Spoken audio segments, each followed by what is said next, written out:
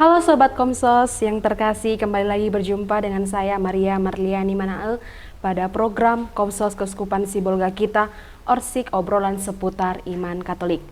Nah, pada kesempatan kali ini kita akan kembali berbincang-bincang tentang Injil pada hari Minggu biasa yang keempat.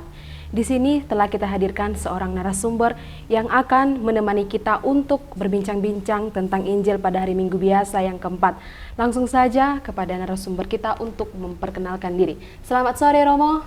Selamat sore, terima kasih terima. kepada kru Komsos Keuskupan Sibolga yang hadir di Paroki Pinang Sore untuk mengisi acara obrolan singkat. Obrolan seputar iman Katolik. Obrolan seputar iman Katolik. Iya. Karena di dalam dunia modern ini orang tidak mau yang panjang-panjang, Iya. singkat-singkat aja. Jadi Singkat-singkat kalau saja. tagline-nya singkat pasti makin banyak nanti ini yang menonton ini. Iya Romo. Maka hari ini kita akan membahas tentang bacaan Injil hari Minggu keempat di tahun B ini. Iya, Romo. Ada satu yang menarik di sini karena di sini terkait dengan setan. Apa dan bagaimana ajaran setan ini itu bisa kita nanti ulas di sini. Iya, baik Romo. Ya. Sebelum kita mulai, boleh mungkin Romo memperkenalkan diri kepada sahabat Komsos kita.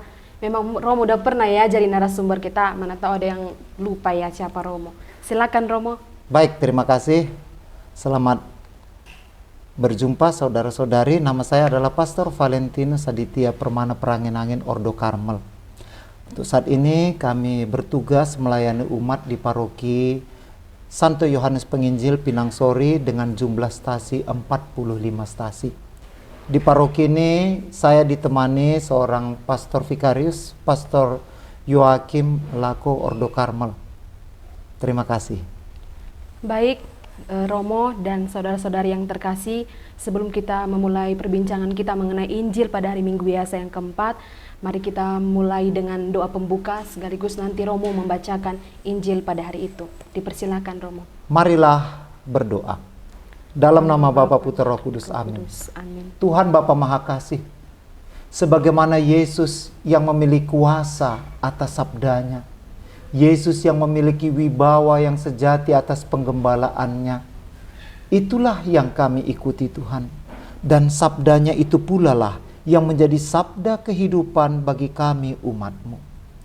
Utuslah Roh Kudus-Mu Tuhan di dalam renungan pada hari ini, agar kiranya buah-buah renungan hari ini bisa menjadi percikan penghayatan iman bagi umat-Mu yang tetap berziarah di tengah dunia ini dengan setia berjalan seturut kehendak-Mu. Karena kami percaya Tuhan, Engkau sudah membuat segala sesuatunya indah pada waktunya. Di dalam nama Yesus Kristus Tuhan dan pengantara kami. Dalam nama Bapa, Putra, Roh Kudus. Amin. Amin. Tuhan bersamamu. Dan bersama Romo. Inilah Injil suci Santo Markus. Dimuliakanlah Tuhan.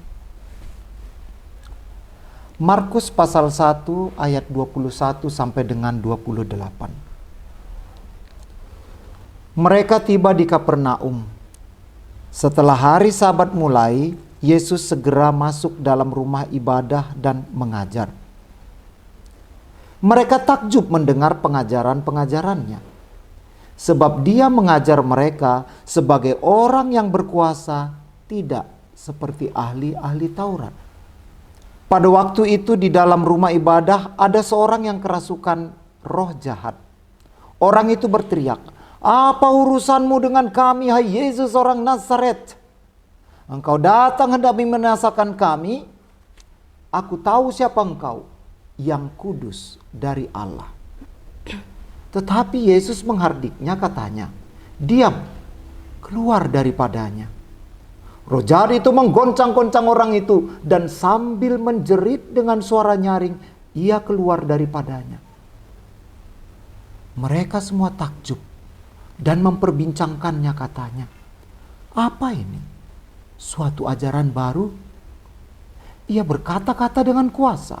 Roh-roh jahat pun diberintahnya dan mereka taat kepadanya.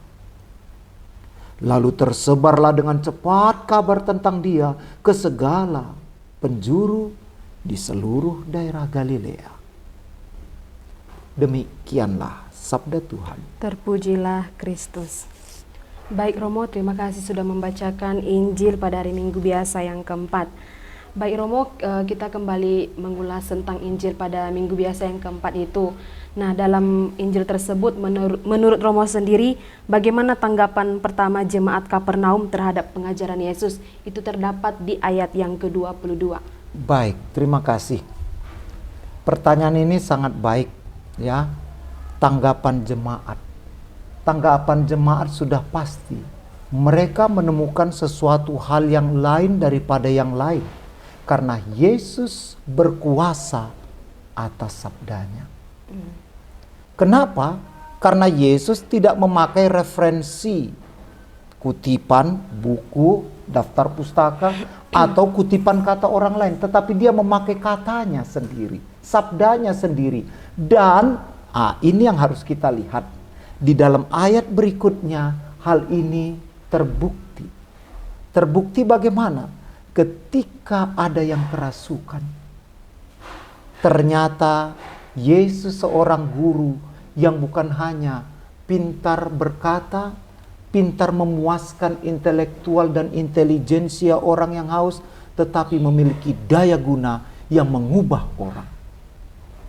Namun sebelum kita melihat ini lebih jauh, saya mau menjelaskan teks ini dalam pembagian. Saya membagi teks Markus 1:21 sampai 28 ini menjadi dua bagian besar. Bagian pertama yaitu ayat 21 dan 22 dengan judul Yesus mengawali pengajaran di rumah ibadah.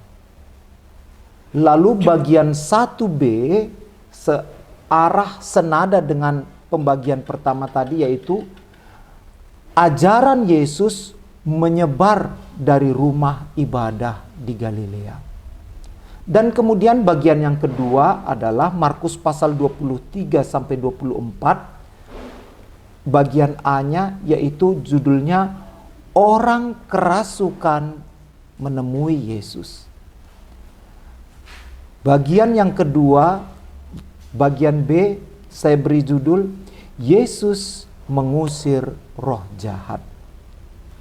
Maka kalau kita lihat dari pembagian ini, pasal 1 ayat 21 sampai dengan 22 dengan pasal 1 ayat 27 sampai dengan 28 seolah-olah membingkai ayat 21 sampai dengan 28 ini dengan mengawali pengajaran dan tersebarnya pengajaran dari rumah ibadah. Isi yang ada di dalam pengajaran ini adalah pembuktian bahwa Yesus sungguh memiliki kuasa atas sabdanya ketika orang kerasukan disembuhkan dengan sabda Yesus sendiri. Demikian kalau kita membaca kitab suci lalu sudah melihat ada susunannya seperti itu, menjadi lebih jelas, menjadi lebih mudah untuk mencerna ini. Nah, dalam ayat 21 tadi itu ada hal yang perlu kita ketahui, yaitu Yesus di Kapernaum. Kapernaum ini adalah di kota kecil dekat Danau Galilea, dan daerah Kapernaum ini adalah kota perbatasan dekat wilayah kuasa Raja Herodes, di mana di sini perlintasan jalur dagang. Nah, karena ini adalah perlintasan jalur dagang, yaitu antara Mesir dengan Syria, akibatnya kota Kapernaum menjadi kota yang padat penduduk, dan di sini akan mudah sekali tersiar, akan mudah sekali dijual marketing terkait produk bahan apapun karena banyak dilalui oleh orang dari berbagai bangsa. Nah, itu. Lalu kemudian kalau kita melihat ayat 22 tadi udah ditanya ya, mengapa orang itu takjub? Karena Yesus memiliki kuasa. Dan kuasa yang ditunjukkan Yesus ini dari cara pengajarannya beda dengan cara pengajaran siapa? Ahli Taurat. Nah, siapa ahli Taurat ini? Ahli Taurat ini adalah ya orang-orang yang memiliki dasar pengetahuan iman. Karena mereka memiliki dasar pengetahuan iman, aturan-aturannya yang berlaku untuk bangsa orang Yahudi, maka mereka harus mendasarkan ajaran-ajaran mereka pada apa? Referensi ya, kitab, buku, kepustakaan, lalu apa? Ajaran-ajaran para guru, rabi yang ada di situ. Sehingga ahli Taurat itu setiap kali dia berkata, dia tidak keluar dari bahasanya sendiri, dari kuasanya sendiri, dari sabdanya sendiri, tapi berdasarkan referensi. Beda dengan Yesus. Ini. Dan inilah yang membuat takjub. Lain daripada yang lain. Lalu kemudian kita masuk ke bagian kedua A, yaitu ketika orang kerasukan menemui Yesus. Ya, disinilah bukti bahwa Yesus itu sungguh punya kuasa. Mungkin ada yang mau ditanya terkait bagian yang kedua ini. Bagian pertama sudah ditanya tadi. Terima kasih Romo untuk penjelasan mengenai bagaimana tanggapan jemaat Kapernaum terhadap pengajaran Yesus ya. Tadi sudah Romo jelaskan bahwa mereka sungguh takjub. Lalu Romo, dalam Injil itu dikatakan bahwa ada seseorang yang kerasukan roh jahat. Nah, menurut Romo sendiri berdasarkan Injil ini, siapakah Yesus itu menurut roh jahat ini? Lalu bila dikaitkan, apa kata-kata itu bila dikaitkan dengan ayat bab 1 ayat 10 sampai 11, dilanjutkan bab 14 sampai 15, dan mengapa roh itu dibungkam oleh Yesus sendiri? Baik, jadi untuk melihat konteksnya ini, kita harus juga melihat dulu pemahaman dasar terkait roh dalam konteks budaya zaman Yesus di tempat kejadian ini terjadi. Kejadian ini terjadi di mana, Dek? Di Kapernaum. Ya, di Kapernaum, tepatnya di rumah ibadat atau sinagoga. Nah, ini dua hal yang berbeda. Rumah ibadat itu berbeda dengan apa? Rumah Tuhan. Kalau kita bilang itu gereja. Kalau orang Yahudi itu bilang bait Allah. Nah, sinagoga, rumah ibadah ini, di sini tidak ada lagu-lagu, tidak ada persembahan, tidak ada khusus ya untuk tempat kita di mana memberikan persembahan kepada Tuhan. Nah, inilah kalau gereja atau bait Allah itu. Sementara rumah ibadat ini adalah tempat ya pengajaran, lembaga, di mana orang bebas bisa masuk di situ asal laki-laki. Sementara kalau bait Allah, kalau kita lihat struktur bait Allah itu ada ring 1, ring 2, ring 3, di mana tidak bisa semua orang bisa sampai ke situ.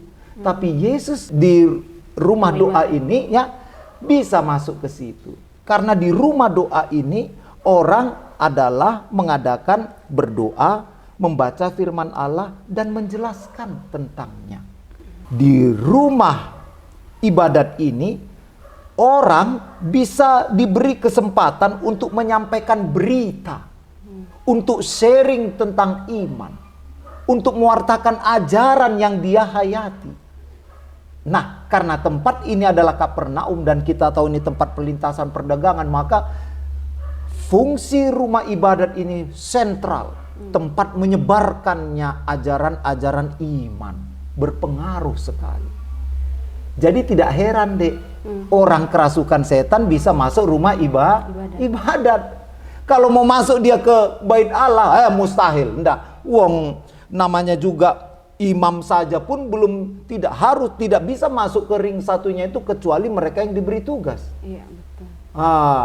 Maka kita bisa lihat dulu konteksnya. Ini rumah ibadat, tempat orang bisa berdoa bebas di situ, mau mendengar, berdoa dan membaca sabda Tuhan dan mendengar penjelasannya.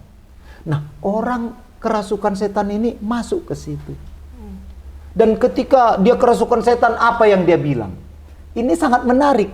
Karena apa yang dibilang oleh setan ini sebenarnya inilah yang harus diwartakan oleh Yesus. Tetapi Yesus justru menyuruh dia, menghardik dia untuk apa? Diam dan enyah. Padahal yang akan diwartakan Yesus adalah apa yang dikatakan oleh setan ini. Kita lihat kembali dalam bacaan Injil tadi, apa yang dikatakan setan kepada Yesus. Inilah yang dikatakan setan kepada Yesus. Apa urusanmu dengan kami, hai orang Nazaret? Engkau datang hendak membinasakan kami. Aku tahu siapa engkau, yang kudus dari Allah. Inilah kita garis bawahi. Yesus adalah Mesias. Yesus adalah yang kudus dari Allah. Tetapi Yesus justru menghardiknya dan menyuruh dia diam. Maka inilah saya yakin yang menjadi dasar pertanyaan dari host ini. Kenapa Yesus suruh diam? Apa rupanya yang dibilang oleh si orang yang kerasukan setan? Yesus menyuruh dia diam karena belum saatnya. Belum saatnya orang-orang mengetahui bahwa dia adalah yang kudus dari Allah. Segala sesuatu ada saatnya. Sama seperti kita makan lah. Wow, sudah perut keroncongan, tetapi ketika ada makan karena lapar langsung makan. No, belum. Ya, sabar dulu. Minimal buat dulu apa? Doa, baru makan. Sehingga kita mensyukuri. Nah, demikian pula ilmu pengetahuan. Demikian pula sarana prasarana gadget, handphone, dan berita-berita internet. Ketika itu kita terima saja begitu saja tanpa ada jarak. Tunggu dulu, hati-hati. Bisa-bisa hoax atau berita yang palsu menjadi dasar kebenaran hidup kita. Itulah alasannya kenapa Yesus menghardik setan. Karena belum saatnya. Dan Yesus juga tidak ingin warta keselamatan itu keluar dari mulut setan yang dilakukan oleh orang secara tidak sadar, secara tidak bebas, apalagi nama kerasukan. Karena iman setiap orang Kristen itu harus diterima secara tahu, mau, sadar, dan bebas. Apabila kita berimankan akan Kristus tanpa keyakinan tadi itu, maka sering hidup beriman hanyalah melelahkan. Tetapi ketika itu kita lakukan secara tahu, mau, sadar, dan bebas, maka hidup beriman itu meneguhkan prinsip-prinsip hidup yang kita jalani setiap hari. Karena tak jarang harus bertempur antara hitam putih. Dan setiap pilihan punya konsekuensi. Bahkan tidak memilih pun ada konsekuensinya. Siapa setan itu? Setan dalam konteks budaya Yesus pada saat itu, ada yang percaya bahwa usia setan itu sama dengan penciptaan yang ada di dunia ini. Ada pula yang percaya bahwa setan itu adalah orang-orang jahat yang telah meninggal dan masih melakukan pekerjaan yang jahat. Tetapi percaya atau tidak percaya, bahkan sampai saat ini, detik ini, orang pun masih menyebut istilah setan. Ya kan? Misalnya sajalah, kalau sedang ngamuk apa gitu, dibilang setan alas. Nah itu, atau artinya alas apa? Hutan. Nah, bayangkan, setan dari hutan pula lagi ini. Ya. Nah, saya mau membawa kita semua kepada pemahaman setan yang sebenarnya bukan lagi merupakan sebuah momok yang begitu menyeramkan, menakutkan pada kita saat ini. Buktinya di rumah ibadat itu ada orang kerasukan, coba. Kalau orang itu pakaiannya tidak begitu bagus, tidak rapi, penampilannya tidak normal, baik, pasti dia akan ditolak masuk bait apa? Rumah ibadat. Rumah ibadat. Pasti. Ternyata tidak. Dia normal seperti kita. Maka setan dalam arti sepenuhnya bukan ditafsirkan pertama-tama dalam bentuk rupa. No. Setan itu hadir dalam bentuk esensi yang mengubah hati orang menjadi tidak sadar, tidak tahu diri. Jadi anakku, pernahkah kamu kerasukan setan? Belum pernah. Belum. Saya si mata begu ini.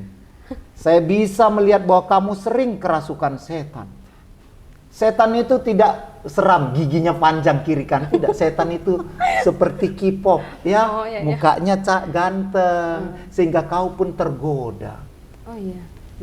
Ketika orang tergoda, dia lupa diri dan tidak mengetahui lagi tujuan hidupnya. Dia sudah jatuh ke dalam godaan setan. Nah, itu contohnya, mukanya bukan mirip muka orang Korea, tetapi make upnya, aksesorisnya dibuat orang Korea. Nah, inilah jadi kacau lah ini.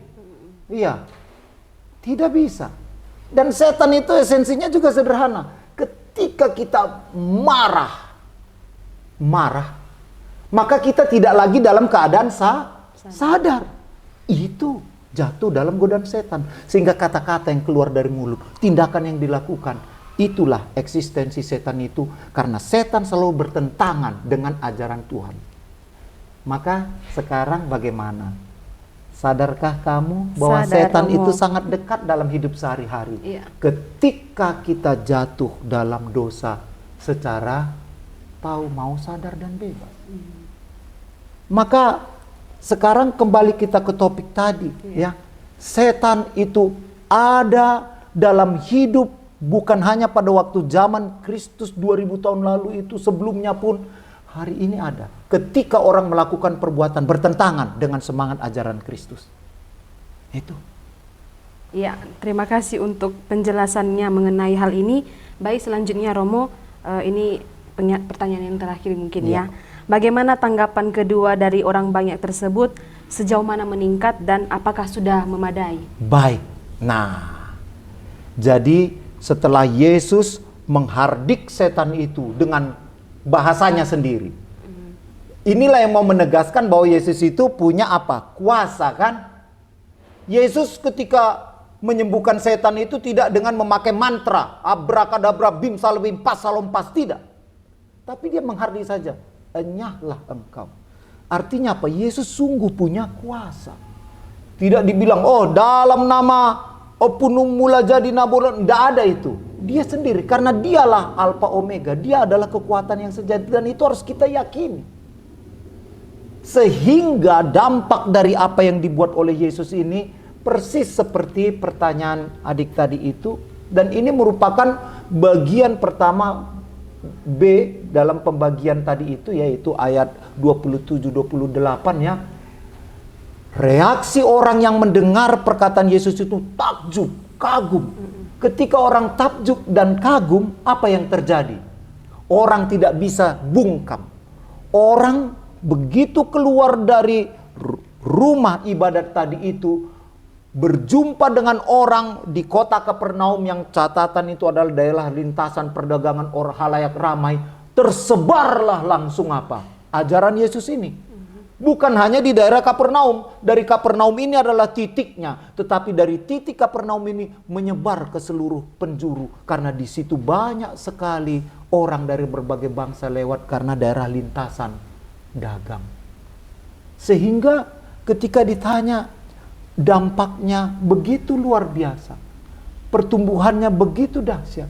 Tetapi kita harus sadar bahwa ini masih permulaan, dan hal-hal berikutnya akan terjadi hal yang jauh lebih besar lagi. Dan ini diawali lewat kehadiran Yesus di rumah ibadat, dan dari rumah ibadat menyebar ajaran Kristus. Dan kata-kata Yesus sungguh berkuasa, karena ketika dia mengusir setan, dia memakai sabdanya sendiri tanpa memakai bahasa orang lain. Bagaimana? Oke Romo, paslah itu. Paslah itu. Iya. Ya. Baik.